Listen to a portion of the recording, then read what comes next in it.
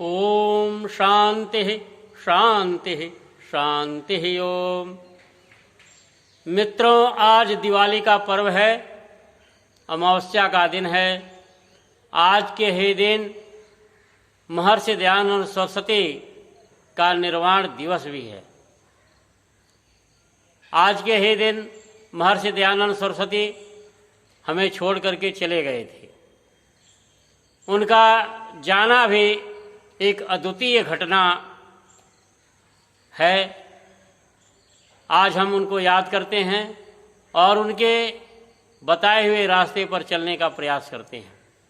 मित्रों, महर्षि दयानंद सरस्वती के विषय में जितने भी बड़ाई की जाए, जितना गुणगान किया जाए, सब कम पड़ता है। महर्षि दयानंद षोडश कला परिपूर्ण महामानव थे। देखिए, संसार में बहुत बड़े बड़े विद्वान, दार्शनिक, महात्मा, त्यागी, तपस्वी, धर्मात्मा हुए। हम सभी महापुरुषों को नमन करते हैं, उनको याद करते हैं और बड़ी श्रद्धा के साथ उनको मानते हैं।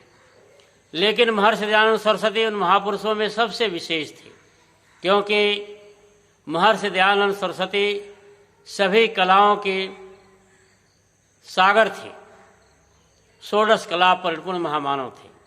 इतनी विशेषताएं, इतना ज्ञान, इतनी योग्यता हमें और किसी महापुरुष में दृष्टिगोचर नहीं होते हैं।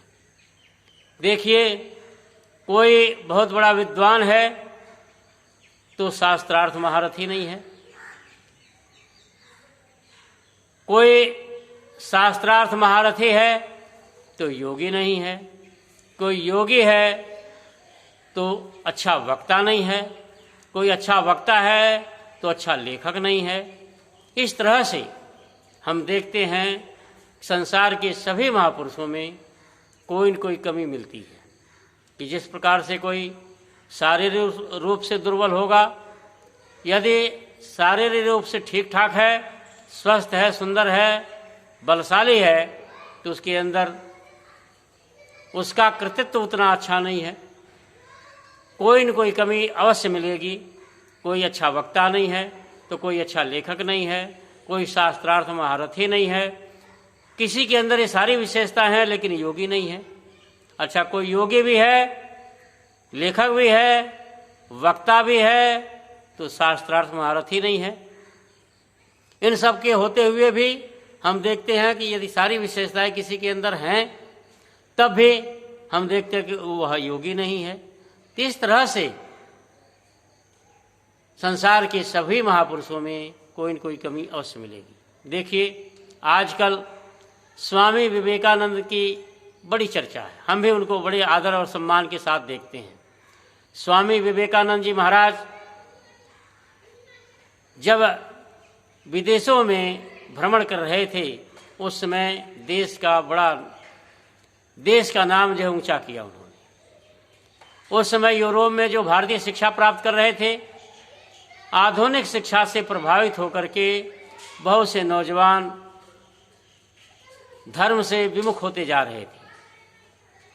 लेकिन स्वामी विवेकानंद जी ने उनके प्रयास से, उनके प्रवचनों से प्रभावित होकर के लोगों के अंदर धार्मिक प्रवृत्ति बढ़ी और भारतीयता के प्रति जो लोग झुके, प्रभावित हुए। स्वामी विवेकानंद जी का हम बड़ा सम्मान करते हैं, लेकिन स्वामी विवेकानंद जी मांस खाते थे। ये बहुत बड़ी कमी थी। उनके गति वेदों में नहीं थे, संस्कृत के विद्वान नहीं थे।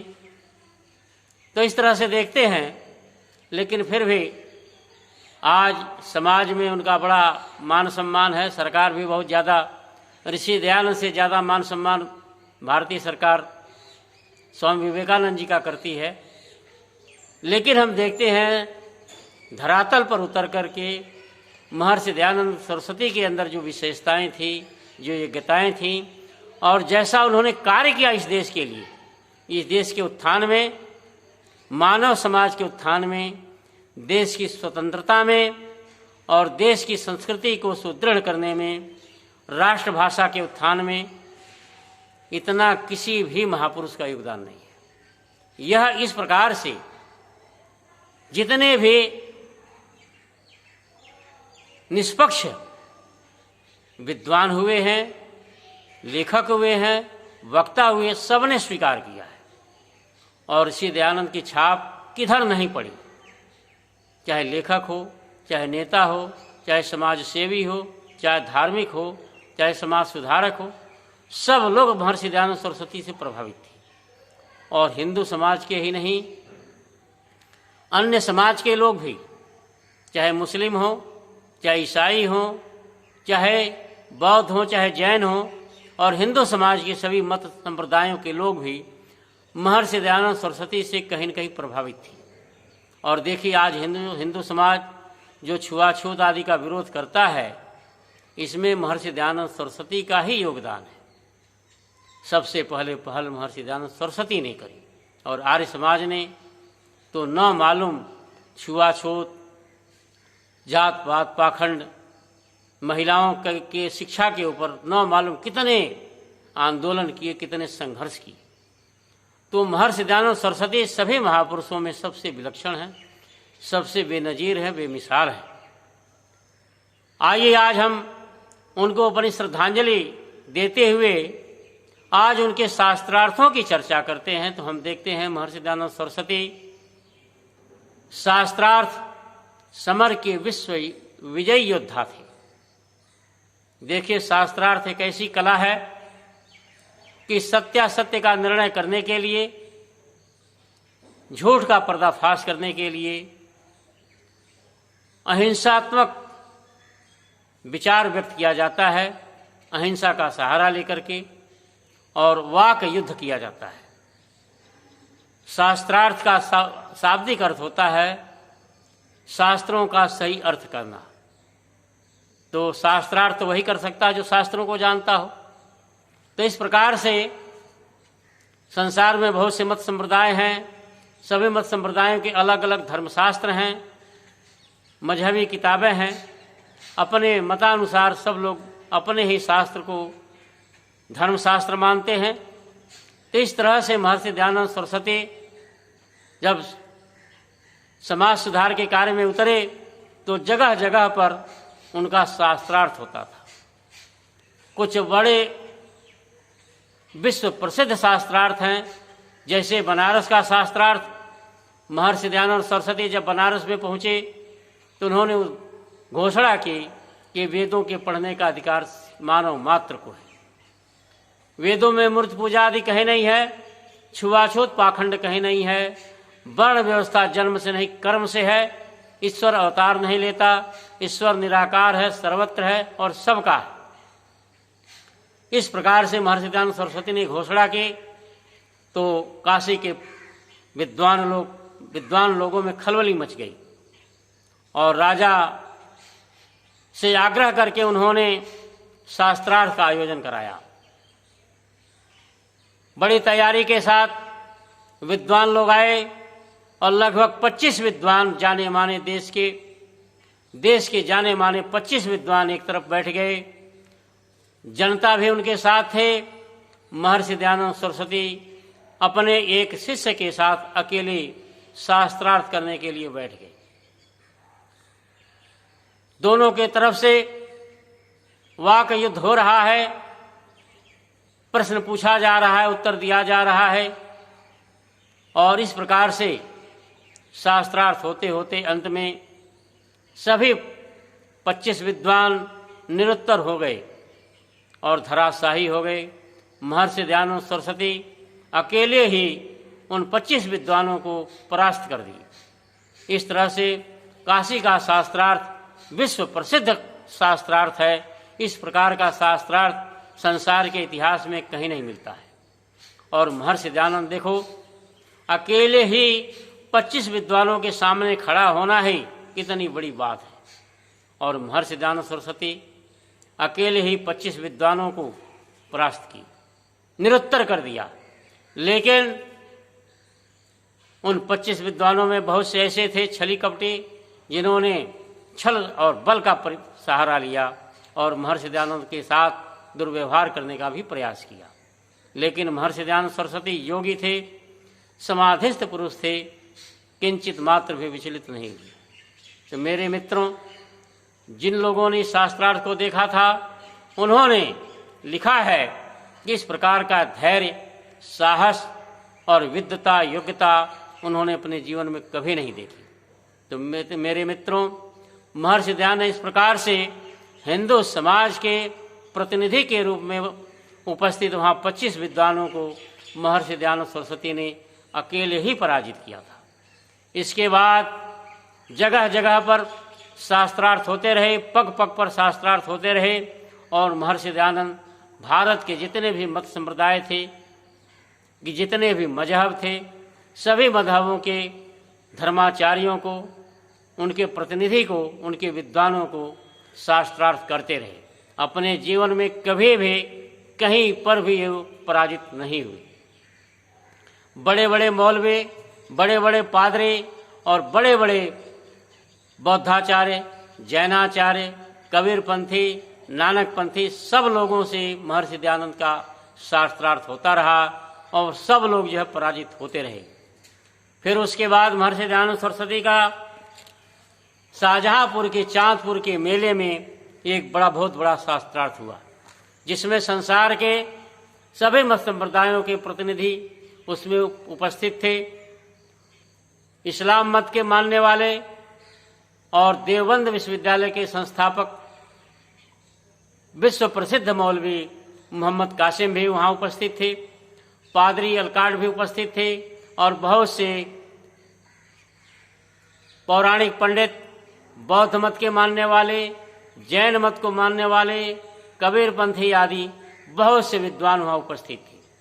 और वहाँ शास्त्रार्थ होता रहा और धीरे धीरे एक एक करके सभी विद्वान, पंडित मौलवी कासिम और पादरी अलकाट आदि सब लोग निरुत्तर होते गए। अंत में महर्षि दयानंद सरस्वती ने सिद्ध किया कि वैदिक मत ही सच्चा मत है और इसी के स्वीकार करने से ही मानव का कल्याण हो सकता है और मानव की मुक्ति हो सकती है। और पादरी अलकाट ने उदार मना। पादरी अलकाट ने महर्षि दयानंद सरस्वती के व्यक्तित्व से और वक्तृत्व से प्रभावित होकर के उन्होंने कहा कि महर्षि दयानंद सरस्वती हमारे प्रश्नों का उत्तर कई प्रकार से दे सकते हैं और हम उनके प्रश्नों का उत्तर नहीं दे सकते। इस प्रकार से सब लोगों ने महर्षि दयानंद सरस्वती का लोहा माना। इस प्रकार से महर्षि दयानंद सरस्वती विश्व विजयी बने, शास्त्रार्थ समर के विश्व विजयी योद्धा बने। तो हम देखते हैं मेरे मित्रों, महर्षि दयानंद सरस्वती जो स्वतंत्रता संग्राम के अग्रदूत थे, सभी क्रांतियों के अग्रदूत थे, योगी थे, त्यागी थे, तपस्वी थे, धर्मात्मा थे, बड़े सुंदर सुडौल वरिष्ठ शरीर वाले थे, वेदों के विद्वान थे, दर्शनों के विद्वान थे, कुरान और बाइबल के विद्वान थे, सभी शास्त्रों के विद्वान थे, व्याकरणाचार्य थे, दर्शनाचार्य थे, ज्योतिषाचार्य थे, सभी शास्त्रों के ज्ञाता थे और सभी शास्त्रों के रहस्यों को जानते थे। महर्षि दयानंद सरस्वती इस तरह से अपने तमाम शास्त्रार्थों में, सैकड़ों शास्त्रार्थ महर्षि दयानंद सरस्वती ने अपने जीवन में किया, 100 नहीं सैकड़ों, और सभी शास्त्रार्थों में विजयी हुए। दुनिया के माने जाने विद्वान, माने जाने पादरी, माने जाने मौलवी, माने जाने बौद्ध और जैन आचार्य और बड़े बड़े पंडित, पौराणिक पंडित आदि वेदांती लोग, सब लोग महर्षि दयानंद सरस्वती से पराजित हो चुके थे। इस तरह से महर्षि दयानंद सरस्वती मेरे मित्रों शास्त्रार्थ समर के विश्व विजय योद्धा थे।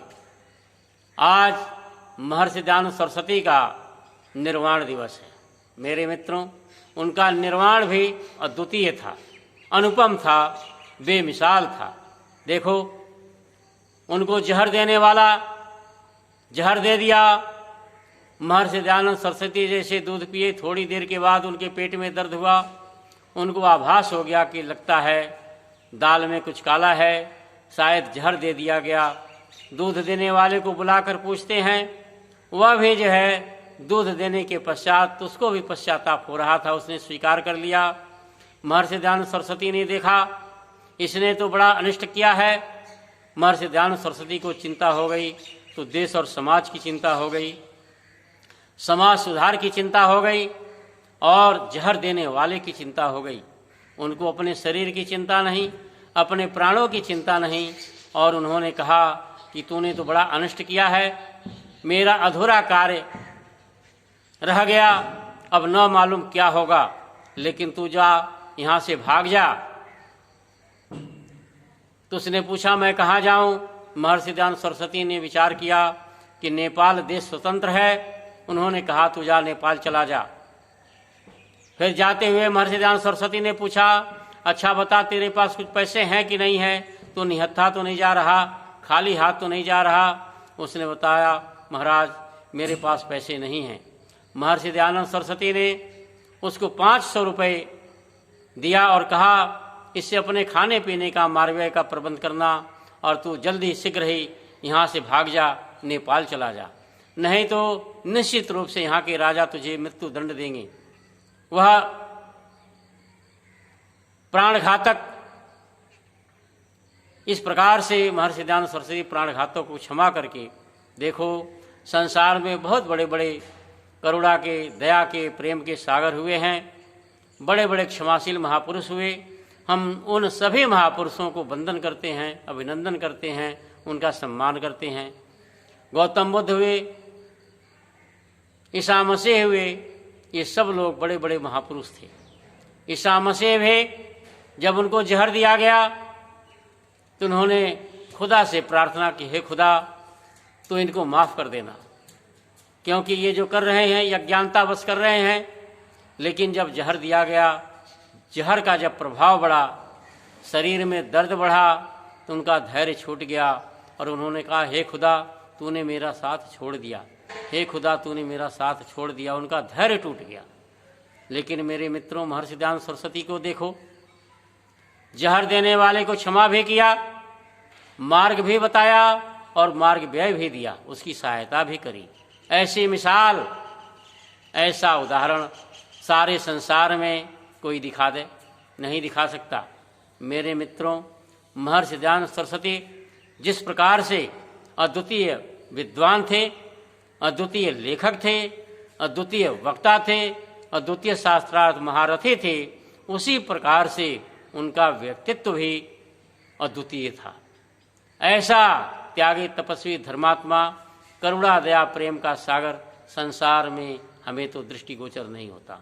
हम भी किसी अन्य मत को मानने वाले थे, लेकिन जैसे मैंने महर्षि दयानंद सरस्वती के ग्रंथों को पढ़ा और उनके जीवन को पढ़ा तो मैं तो प्रभावित हुआ और महर्षि दयानंद सरस्वती को अपना गुरु बना लिया। मेरे मित्रों नहीं तो हम और किसी के प्रति श्रद्धा रखते थे, किसी अन्य मत को मानते थे। लेकिन मैंने सारे संसार के महापुरुषों को देखा, संसार के सभी मत संप्रदायों को देखा, लेकिन इस संसार में मुझे सबसे सुंदर फूल यदि कोई मिला तो महर्षि दयानंद सरस्वती नाम का मिला और उस फूल को मैंने चुन लिया।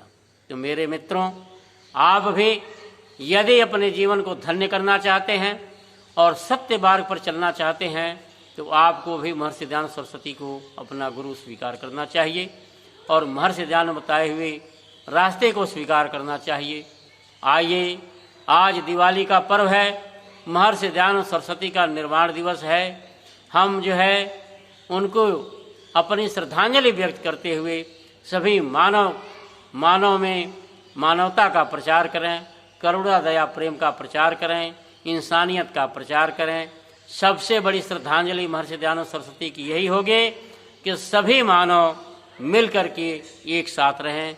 महर्षि दयानंद सरस्वती का यही लक्ष्य था कि सभी मानव सत्य को स्वीकार करें और जो नफरत है उसको समाप्त करें। इतना